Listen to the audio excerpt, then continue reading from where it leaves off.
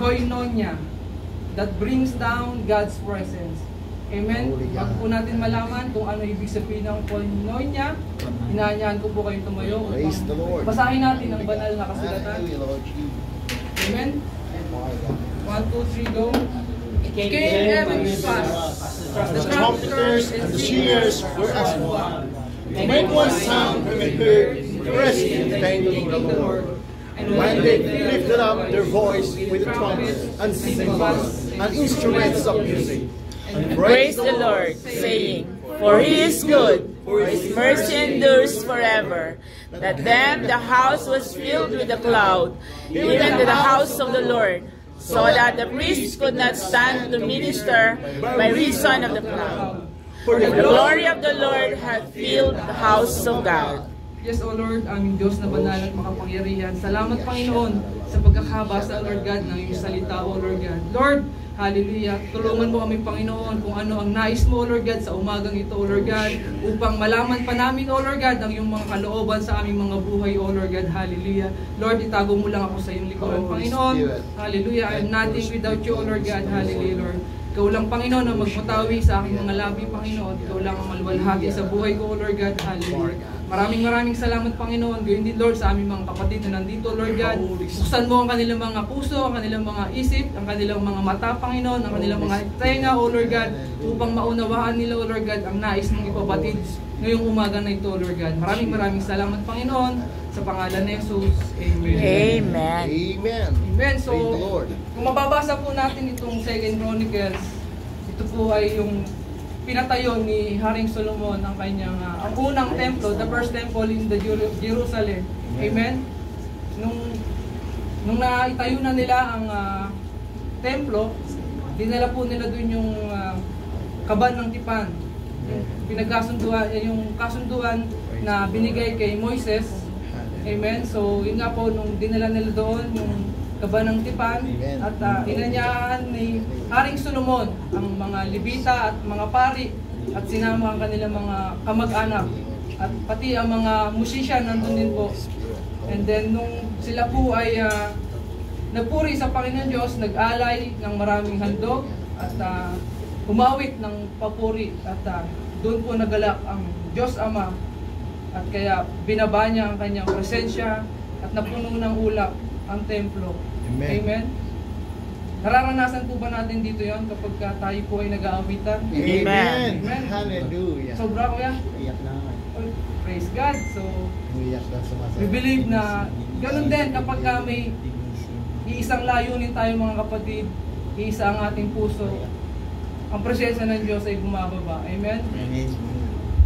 So, yun nga po, ito ang ating objective, to achieve the harmony in the church that would bring the glory cloud down.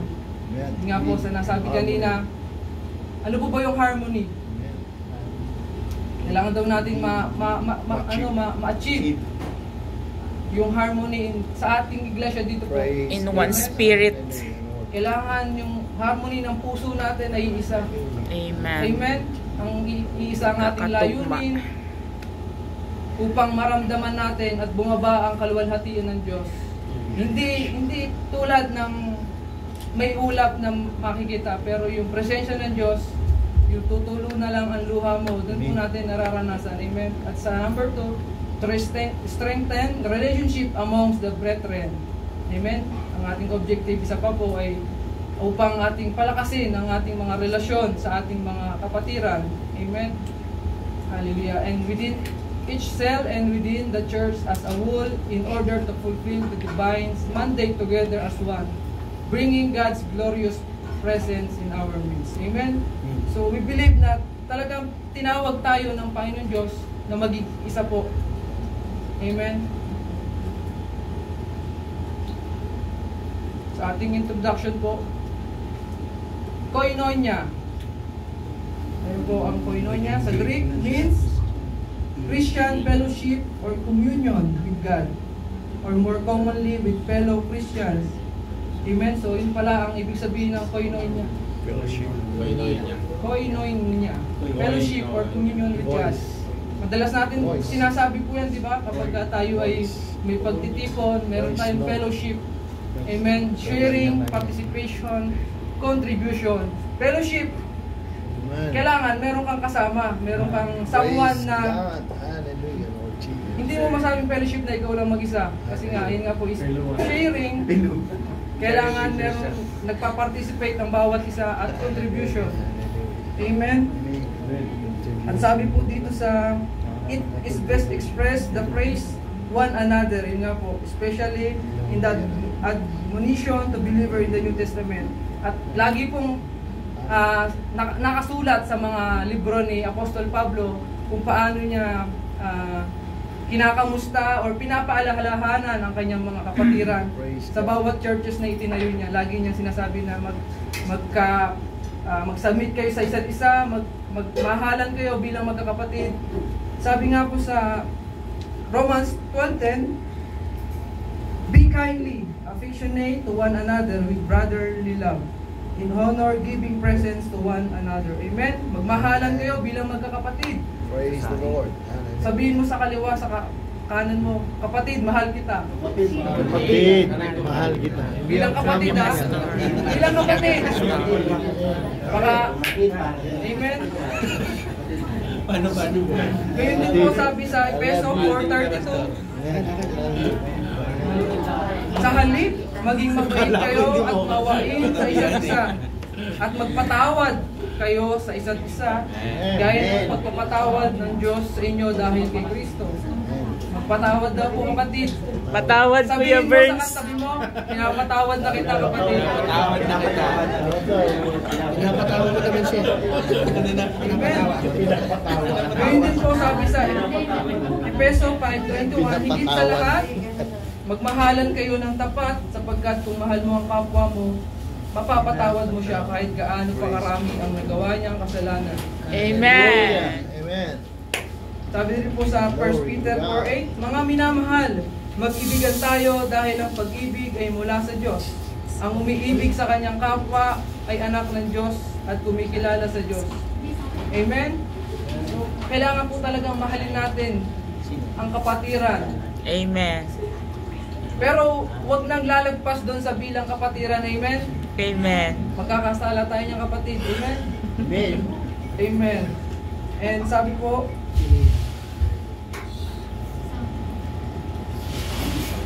giving value the two important relationship. Amen. Amen. So meron pala tayong dalawang importanteng relationship na pagbibigyan ng importante. Importansya. Number one, building strong relationship is the core of Christian calling. Amen. Amen. Amen. So bilang mga Kristiyano pala, ito po yung kailangan nating pagtibayin ang ating relasyon. Kanino po ba? Sa Panginoon. Amen. Mas higit lahat sa ating Diyos Ama, sa ating Panginoong Hesus. Amen po. And gayon din natin sa ating mga kapatiran. Kaya nga po ang ating purpose po dito is loving God and loving people. Amen. Amen. Praise the Lord. And meron pong dalawang yun nga po, yung dalawang importansya ng ating relasyon. Number one is sa God and sa ating mga kapatid. At kung maano po natin yung significant ng krus. Amen. Praise God. Alam niyo na po ba kung ano yung significant ng krus na ito? Amen. So itong vertical tama. Amen. So ito po ay it means ito po yung relasyon natin sa Diyos Ama. Amen. And ito pong horizontal. Yes, ito po yung relasyon natin sa ating mga kapatid. Praise God. Amen. Amen. So kung ang ating relasyon sa ating Ama ay matindig, ang nakatayo sa may pundasyon na matibay. Amen. So hindi gagalaw yung krus. Amen po. Praise God. Dapat ang ating relasyon sa Diyos ay talagang yung lalim ng baon sa lupa ay yung hindi matitinag. Amen po. Kasi dahil yun ang magbibigay din ng ating paano natin magiging yung relasyon natin sa ating mga kapatiran. Kasi saan po ba sumasandal yung vertical na Yung horizontal ng cross? Di po ba dun sa vertical? Praise God. So nakadepende po sa ating relasyon sa Diyos Ama, ang ating relasyon sa ating mga kapatiran. Amen. Amen? Glory to God. Kung mahina yung pundasyon natin sa Ama, Mahina din. mahina din. Amen po? So, yun nga po, kailangan mas patibayin po natin yung ating relasyon sa ating Amen. Diyos, sa ating Panginoong Praise Hesus. God. At ang significant po ng cross na ito, yung papunta sa kanan, in the right, ito po yung relasyon natin sa ating mga kapwa mananampalataya. At gayon din naman po yung kaliwa sa ating mga hindi pa mananampalataya. Amen. So kung ang relasyon natin sa mananampalataya dapat equal sa hindi mananampalataya. Amen po? Amen. Magiging balance. Paano po mangyayari? Dito Kung ba? minamahal mo lang yung mga kapatid, Tatagilid. paglabas mo sa church, Wala. snub ka na sa mga parang lagi kang galit, lagi mo silang Away. naaway, mainit ang ulo mo sa kanila, may amoy, ganon, di ba? Hindi mo sila kayang tiisin. So, yung cross mo, babagsak pa rin. So, kung mahal mo ang ating mga kapatiran, mahalin mo rin ang mga nasa labas. Amen po? At gayon din, kung hindi mo kayang mahalin din yung tao dito sa loob, paano mo pa mamahalin yung mga nasa labas? Amen?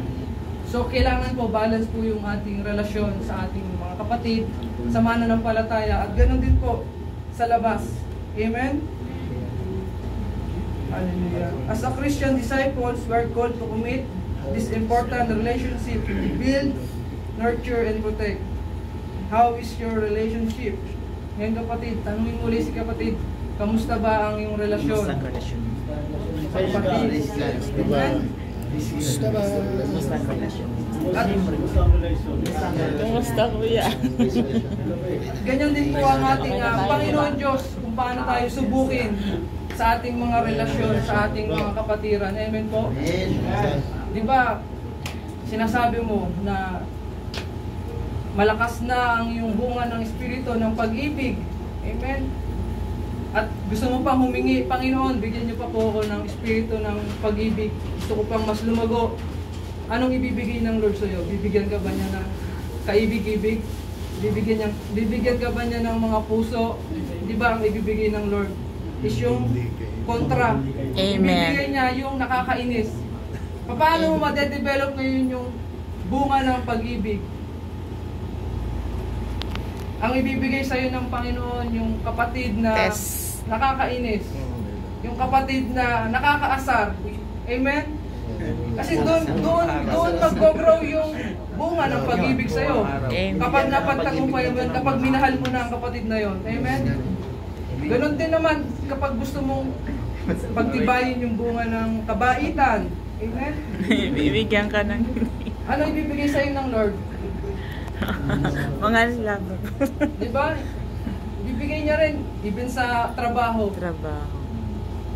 Yung pasensya natin, amen po? Patient. Mahaba. Yan din. Lord, bigyan niyo po ako ng pasensya, ng mahabang pasensya. Hindi ka bibigyan ng pasensya ng Lord. Ibibigay sa iyo ng Panginoon Yung pagpapasensya. yung Yung taong yung taong para ma-build yung pasensya mo, amen? Amen. So kapag ka nanalangin tayo sa Panginoon, Lord, bigyan niyo po ako ng pasensya. Hingin mo na yung, Lord, ibigay mo sa akin to si kapatid. Gusto ko mapagtagumpayan yung pagiging pasensyado ko. Amen? Amen. So, ganun po tayo tinetest ng Lord sa ating mga relasyon, sa ating mga kapatiran, sa ating mga katrabaho. Dahil kung nais po natin na lumago sa Panginoon Diyos at sa ating relasyon sa kanila, yun nga, kabaligtaran ng ibibigay ng Panginoon Diyos. Amen po? And po, to strengthen our relationship with people is dependent on the strength of our relationship with God. Amen? So, kailangan po natin mas bigyan ng palakasin ng ating relasyon kung sino yung unang nagmahal sa atin. Amen po? Hallelujah. Hallelujah. Hallelujah. Kaya mo yan. Harmony is the goal of relationship. Harmony. Ano ay harmony? Nagkakasundo, nagkakatugma-tugma. Synchronize, pagkakaisa, yung masarap pakinggan. Amen? Unified. So yun po dapat ang goal natin sa ating mga kapatiran, kasi yun po ang ating thematic ngayon, ang relationship sa ating mga kapatid. Amen. How many of you here love music? Amen. Amen. No? Halos lahat, diba? Parang ang Praise God. hilig natin sa musika. Yes. Parang wala dito na hindi, baka or yung music lang ang may ayaw sa atin. Ouch naman. Di ba? Kapag nasa CR tayo, talagang ano eh. Nakanta pa eh. Oo, ang taas. Amen? So, ganun din po, no, ang Panginoon Diyos, na mahal niya po ang music. Praise Amen? God. So, alam po ba natin na kung sabi po pala dito sa Psalms 19:1, pinapakita ng kalangitan ang kadakilaan ng Diyos, ang gawa ng kanyang kamay. Di ba nung tayo elementary, yung solar system, Amen. alam po natin na yung mga planets, di ba? Meron silang harmony. Meron silang kanya-kanyang ikot, di po ba? Sabay-sabay yung pag-ikot sa araw. May timing yung kanilang pag-ikot.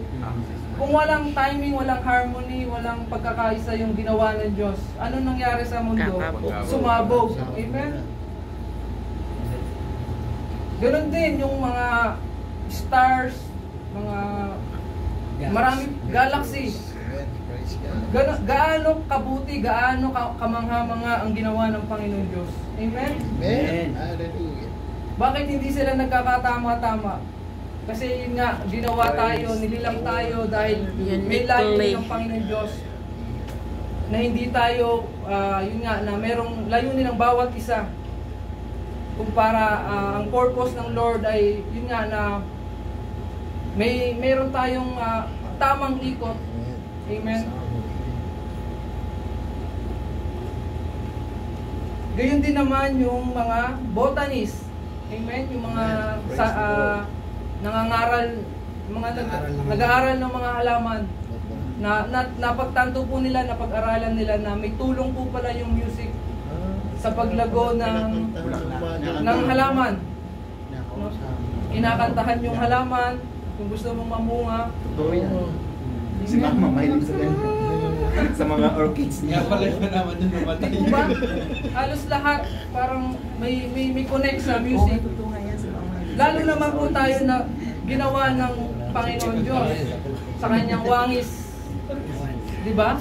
Amen. Gaano ka epekto sa atin ng musika? Kapag ikaw ay malungkot, ano pinapakinggan mo?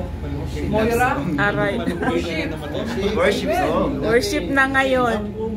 Dati Diba? magsumang ka lang. Ang musika ay nagpapabago ng ating emosyon.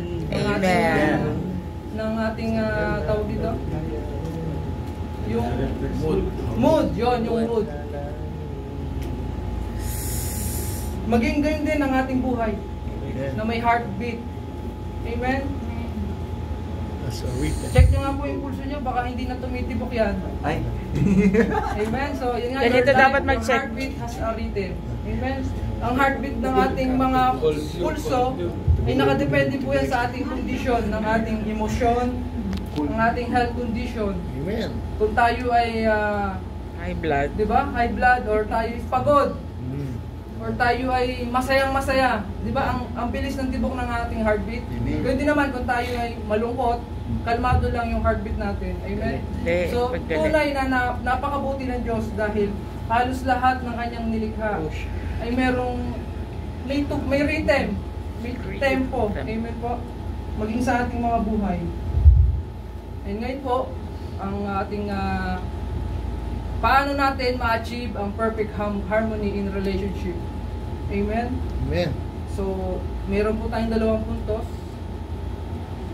Ito lang pala yan. Number 1, aspire to be one. Aspire to be one with the written. Aspire with hiin. Amen. With hiin natin maging isa The rhythm. sa written. Amen. Amen. Okay, isa. At sabi nga sa 2 Chronicles 15:13, yung binasa po natin kanina. nangyari nga ang mga manunugtog ng trumpeta at ng mga aawit ay parang isa upang gumawa ng isang tunog na maririnig sa pagpupuri at pagpapasalamat sa Diyos.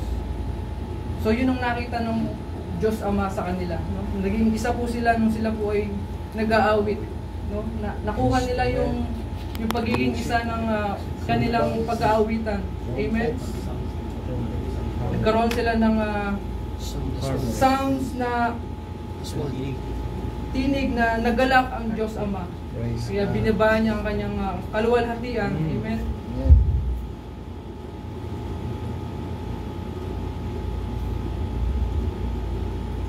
The rhythm is the heartbeat of music. It gives timing for the tempo of the music.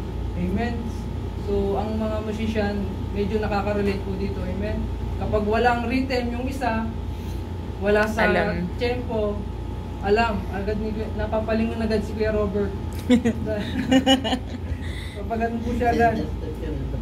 The conductor of music motion with his hands, the music beat, and the whole orchestra is given direction. Amen? So, di ba ang maestro, ang bawat kumpas ng kanyang kamay, di ba? Nagbibigay po ng rhythm yon sa mga manunugtog. Amen? Siya ang nagiging yung conductor, siya ang nagbibigay ng rhythm sa bawat tugtugan ng mga ang tawag sa orchestra. Ganon din naman sa ating kung may example natin nga yung sa ating praise and worship team. Ang ating siyempre si Kuya Robert, ang ating director. Amen. Opo, pero papasa ko pa rin ako kay Kuya Robert dahil siya director sa ibang church. Talagang siya ang malaking tulong sa amin dito sa Glory Hope. Naging matagumpay ang music team. Amen. In the relationship, there is a necessity of someone setting the pace of the relationship. Amen. Then when the leader sets the pace of the relationship, it is the leader being sensitive to the rhythm, is making sure you are not out of direction with yourself. Amen. Praise God. So ganun din po kung yung maestro dun sa mga nag-orchestra, ang leader ang nagbibigay ng guide. Gawin din naman sa ating mga cell, sa ating mga leaders and pastor. Ikaw po, tayo po ang magiging guide ng mga ating mga membro. So, kung ang leader ay wala sa tempo, paano ang mga member? Amen?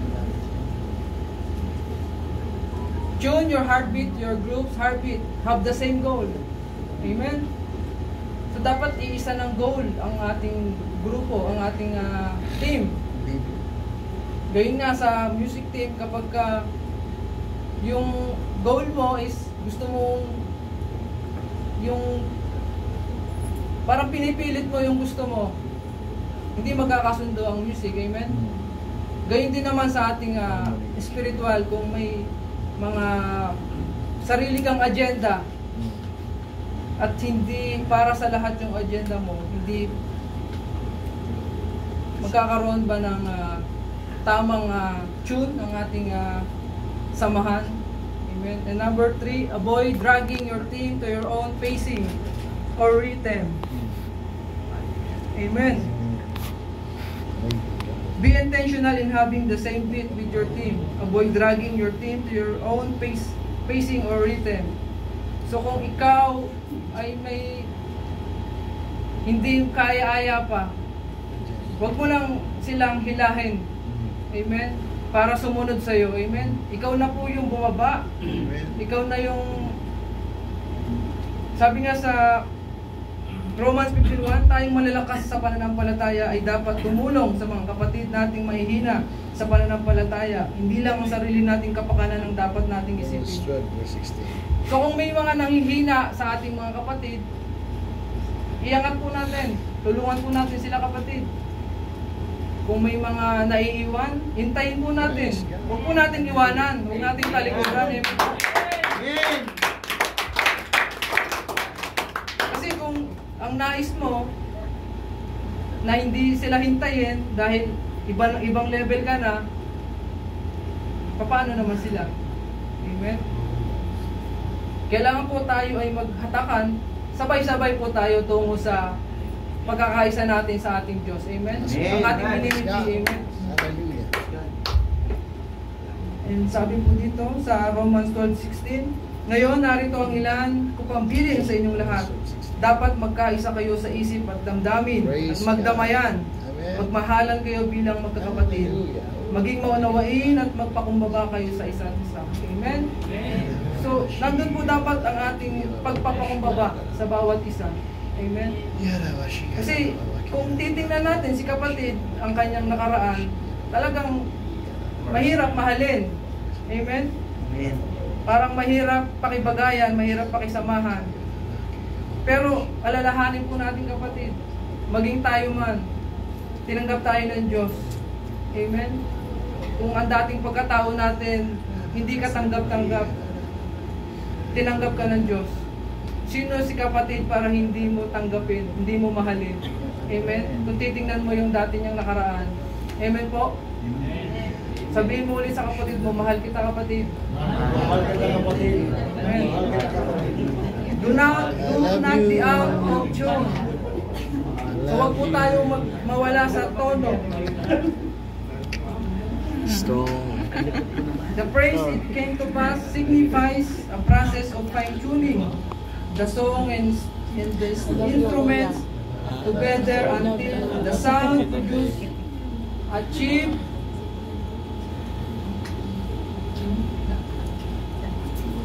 perfect harmony. So, diba ganun din tayo yung mga musician, bago mag-start ang praise and worship, itotono muna agad nila. Diba? Bago mag-start ang practice, sabay-sabay magtotono, nagagulo na. Siyempre, yun nga po, sabi dyan, para makuha yung tuning, yung fine tuning, diba?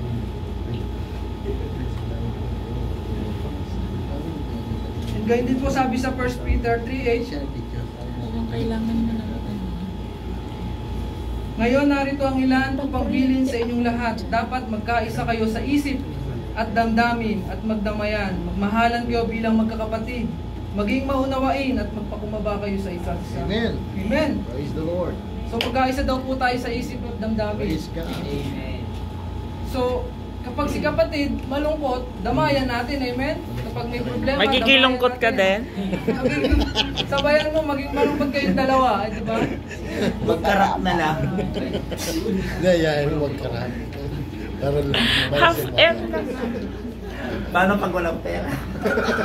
Malungkot ako. Okay, Amen. So, yun nga po. Yan talagang malungkot. Relating sa ating music ministry, di ba, meron tayong mga pag-iensayo, pagsasanay. Yun nga, para ma-achieve natin yung ating perfect harmony, di ba? Mahirap naman kung wala tayong ensayo, Biglang sasalang tutugtog. agad, magkakagulo. Amen? So, nandun din po ang dapat natin pag-practice.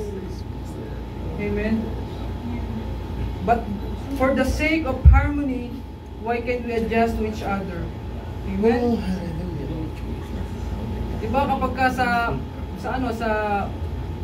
instrument, may nag-a-adjust po talaga. Mayroong mag-a-adjust na mahina ka lang, lalo sa guitar. Diba? Ganun din sa ating spiritual, dapat kailangan natin mag-adjust sa ating mga kapatiran.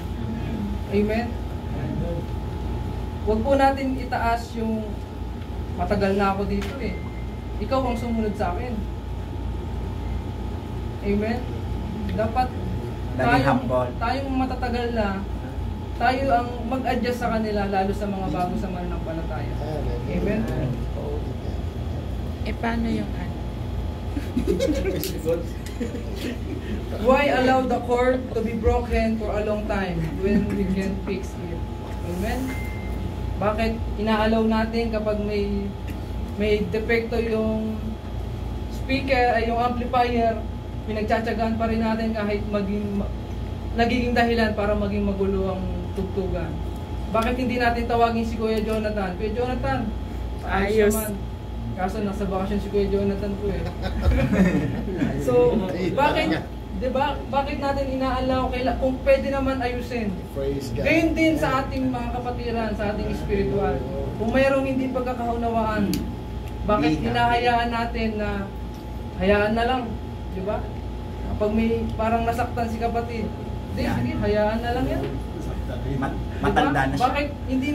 Bakit hindi pwede nating kailangan kausapin, ayusin? Inayos naman. Hihintayin pa ba natin umalis si kapatid? Hihintayin pa ba natin na lumipat ng ibang church? Bago natin maisip Parang may na hugot si Kuya. ayusin natin. Be happy. Oh, this is the word of God. Ang sabi sa salita ng Diyos. Ang salita ng Diyos ay buhay at mabisa.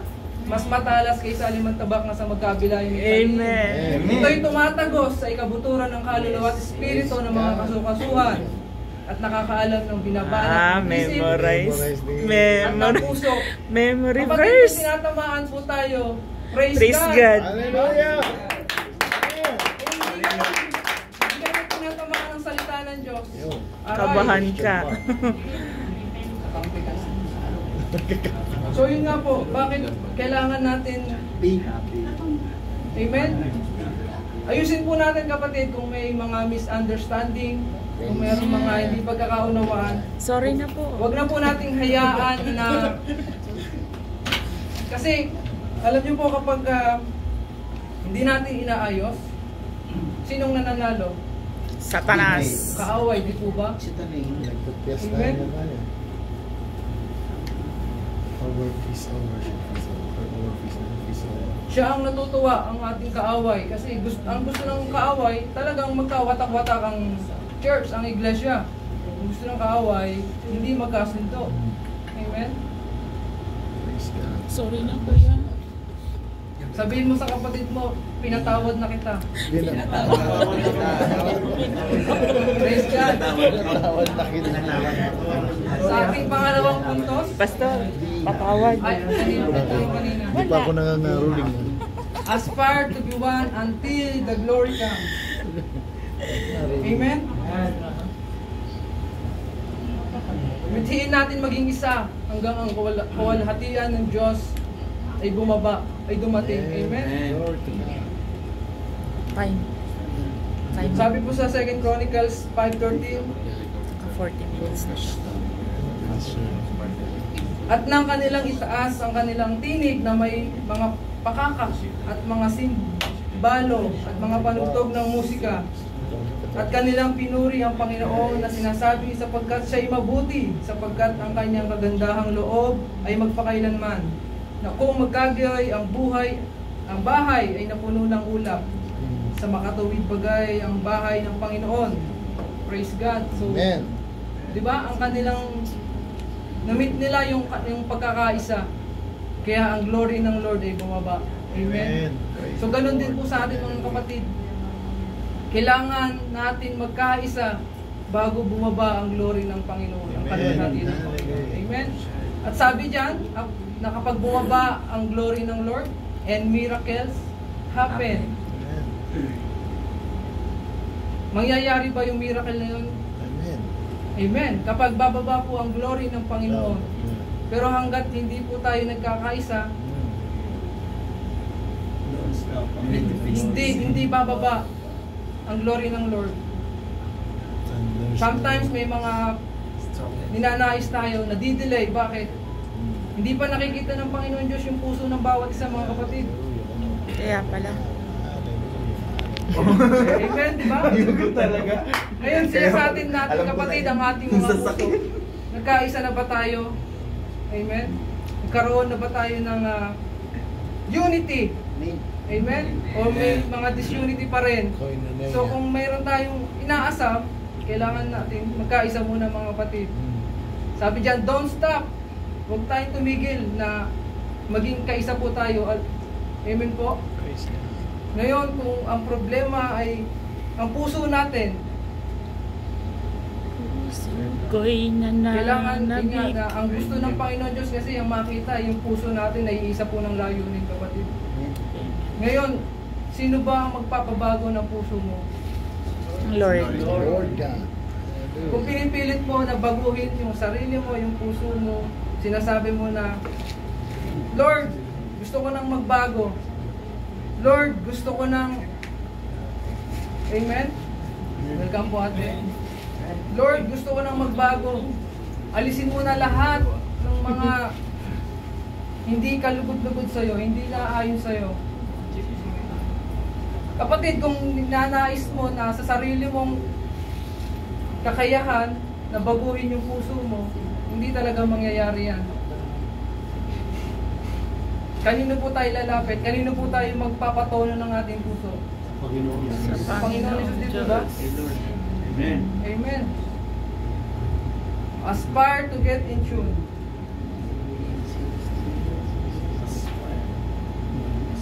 Aspiring to get in tune may not happen is a day or week, but as you keep